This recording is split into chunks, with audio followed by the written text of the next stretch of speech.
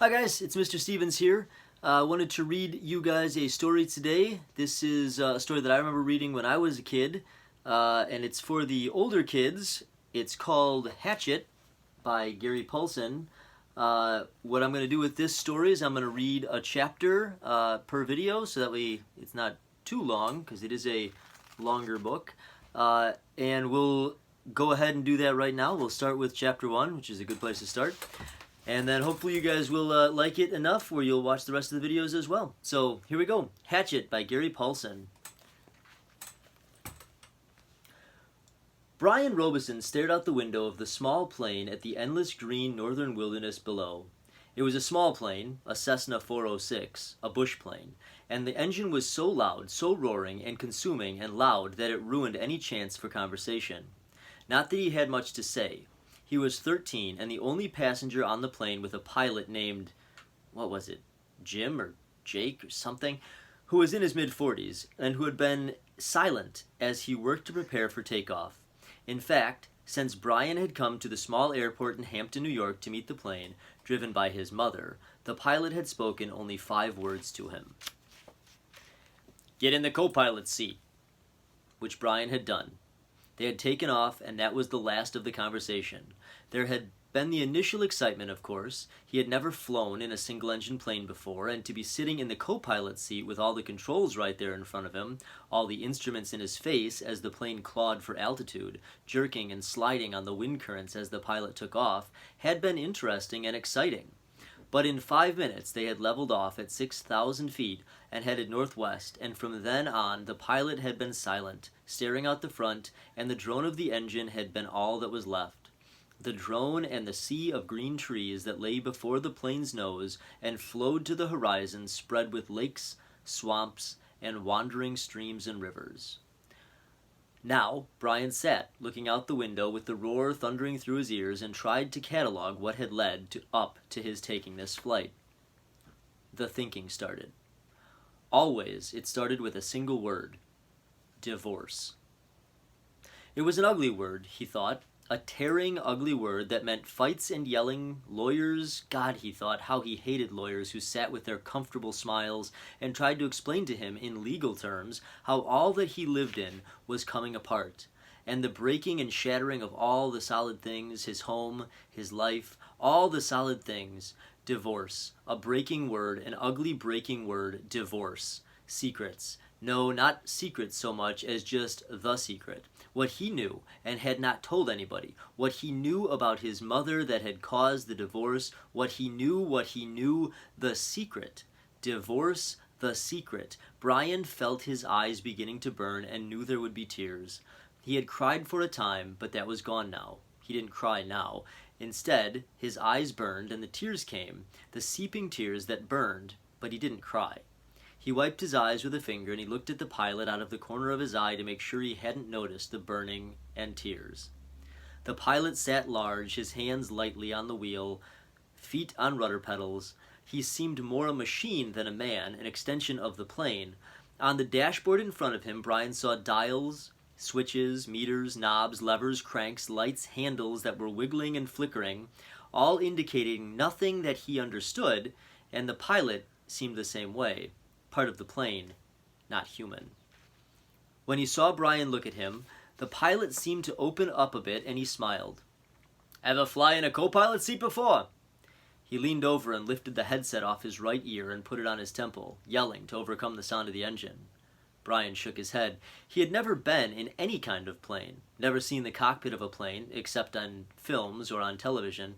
It was loud and confusing. "First time." "It's not as complicated as it looks. Good plane like this almost flies itself." The pilot shrugged. "Makes my job easy." He took Brian's left arm. "Here, put your hands on the controls, your feet on the rudder pedals. I'll show you what I mean." Brian shook his head. "I better not." "Sure, try it." Brian reached out and took the wheel in a grip so tight his knuckles were white. He pushed his feet down on the pedals. The plane slewed suddenly to the right. "Not so hard. Take a light. Take a light." Brian eased off, relaxing his grip. The burning in his eyes was forgotten momentarily as the vibration of the plane came through the wheel and the pedals. It seemed almost alive. "See?" The pilot let go of his wheel, raised his hands in the air, and took his feet off the pedals to show Brian he was actually flying the plane alone. "Simple! Now turn the wheel a little to the right. Push on the right rudder pedal a small amount." Brian turned the wheel slightly, and the plane immediately banked to the right, and when he pressed on the right rudder pedal, the nose slid across the horizon to the right. He left off on the pressure and straightened the wheel, and the plane righted itself. "Now you can turn! Bring it back to the left a little!"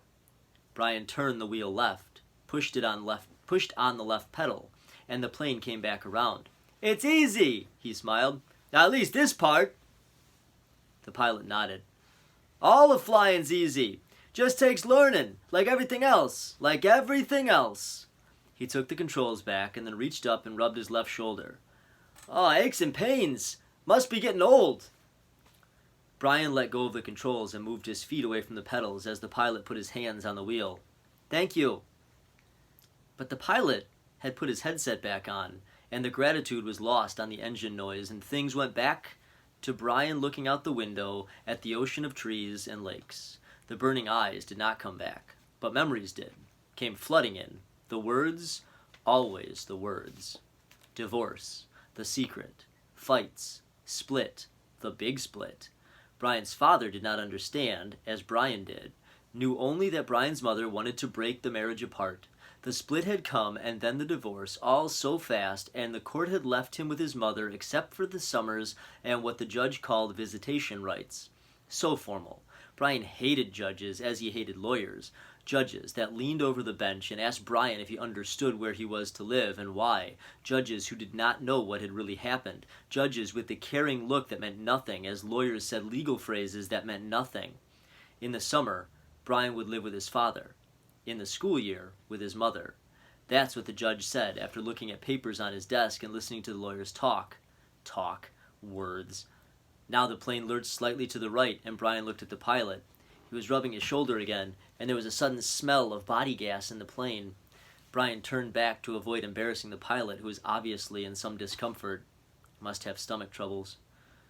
So this summer, this first summer, when he was allowed to have visitation rights with his father, with the divorce only 1 month old, Brian was heading north. His father was a mechanical engineer who had designed or invented a new drill bit for oil drilling or a self-cleaning, self-sharpening bit. He was working in the oil fields of Canada, up on the tree line where the tundra started and the forests ended. Brian was riding up from New York with some drilling equipment. It was lashed down in the rear of the plane next to a fabric bag the pilot had called a survival pack, which had emergency supplies in case they had to make an emergency landing. That had to be specially made in the city. Riding in a bush plane with the pilot named Jim or Jake or something, who had turned out to be an all-right guy letting him fly and all. Except for the smell. Now there was a constant odor, and Brian took another look at the pilot, found him rubbing his shoulder and down the arm now, the left arm, letting go more gas and wincing. Probably something he ate, Brian thought. His mother had driven him from the city to meet the plane at Hampton, where it came to pick up the drilling equipment. A drive in silence, a long drive in silence. 2.5 hours of sitting in the car, staring out the window just as he now was staring out the window of the plane. Once, after an hour, when they were out of the city, she turned to him. "Look, can't we talk this over? Can't we talk this out? Can't you tell me what's bothering you?" And there were the words again. Divorce, split, the secret. How could he tell her what he knew? So he remained silent, shook his head, and continued to stare unseeing at the countryside, and his mother had gone back to driving only to speak to him one more time when they were close to Hampton. She reached over the back of the seat and brought up a paper sack. I got something for you, for the trip." Brian took the sack and opened the top. Inside, there was a hatchet, the kind with a steel handle and a rubber hand grip. The head was in a stout leather case that had a brass riveted belt loop. "It goes on your belt." His mother spoke now without looking at him. There were some farm trucks on the road now, and she had to weave through them and watch traffic. "The man at the store said you could use it, in the woods, with your father." Dad, he thought. Not my father, my dad. Thanks, it's really nice. But the words sounded hollow, even to Brian. "Try it on, see how it looks on your belt." And he would normally have said no, that it looked too hokey to have a hatchet on your belt. Those were the normal things he would say. but her voice was thin, had a sound like something thin that would break if you touched it, and he felt bad for not speaking to her. Knowing what he knew, even with the anger, the hot, white hate of his anger at her, he still felt bad for not speaking to her, and so to humor her, he loosened his belt and pulled the right side out and put the hatchet on and rethreaded the belt. "Scooch around so I can see." He moved around in the seat, feeling only slightly ridiculous. She nodded. "Just like a scout, my little scout." And there was a tenderness in her voice that she had when he was small, the tenderness that she had when he was small and sick with a cold, and she put her hand on his forehead, and the burning came into his eyes again, and he had turned away from her and looked out the window, forgotten the hatchet on his belt, and so arrived at the plane with the hatchet still on his belt.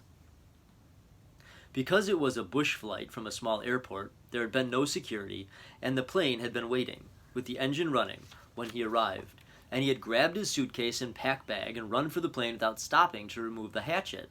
So it was still on his belt. At first he had been embarrassed, but the pilot had said nothing about it, and Brian forgot it as they took off and began flying. More smell now. Bad. Brian turned again to glance at the pilot, who had both hands on his stomach and was grimacing in pain, reaching for the left shoulder again as Brian watched. "Dunno, kid." The pilot's words were a hiss, barely audible. "Bad aches here. Bad aches. Thought it was something I ate, but..." He stopped as a fresh spasm of pain hit him. Even Brian could see how bad it was. The pain drove the pilot back into the seat, back and down. "I've never had anything like this." The pilot reached for the switch on his mic cord, his hand coming up in a small arc from his stomach, and he flipped the switch and said, This is Flight 46. And now a jolt took him like a hammer blow, so forcefully that he seemed to crush back into the seat, and Brian reached for him, could not understand at first what it was, could not know, and then knew. Brian knew. The pilot's mouth went rigid. He swore and jerked a series of slams into a seat, holding his shoulder now, swore and hissed, "Oh, chest! Oh, God, my chest is coming apart!" Brian knew now. The pilot was having a heart attack. Brian had been in a shopping mall with his mother when a man in front of Paisley's store had suffered a heart attack. He had gone down and screamed about his chest, an old man, much older than the pilot. Brian knew. The pilot was having a heart attack, and even as the knowledge came to Brian, he saw the pilot slam into the seat one more time. One more awful time, he slammed back into the seat, and his right leg jerked, pulling the plane to the side in a sudden twist, and his head fell forward, and spit came. Spit came from the corners of his mouth, and his legs contracted up into the seat, and his eyes rolled back into his head until there was only white. Only white for his eyes, and the smell became worse, filled the cockpit, and all of it so fast, so incredibly fast, that Brian's mind could not take it in at first, could only see it in stages. The pilot had been talking. Just a moment ago, complaining of the pain, he had been talking. Then the jolts had come. The jolts that took the pilot back had come, and now Brian sat, and there was a strange feeling of silence in the thrumming roar of the engine, a strange feeling of silence and being alone. Brian was stopped. He was stopped. Inside, he was stopped. He could not think past what he saw, what he felt. All was stopped. The very core of him, the very center of Brian Robeson was stopped and stricken with a white flash of horror, a terror so intense that his breathing, his thinking, and nearly his heart had stopped. Stopped. Seconds passed. Seconds that became all of his life, and he began to know what he was seeing, began to understand what he saw, and that was worse, so much worse, that he wanted to make his mind freeze again. He was sitting in a bush plane roaring 7,000 feet above the northern wilderness with a pilot who had suffered a massive heart attack and who was either dead or in something close to a coma. He was alone. In the roaring plane with no pilot, he was alone. Alone. It's the end of Chapter 1 of Hatchet by Gary Paulsen. I'll be posting Chapter 2 shortly. Hope you guys enjoy, and I hope to see you back for the second chapter. Bye!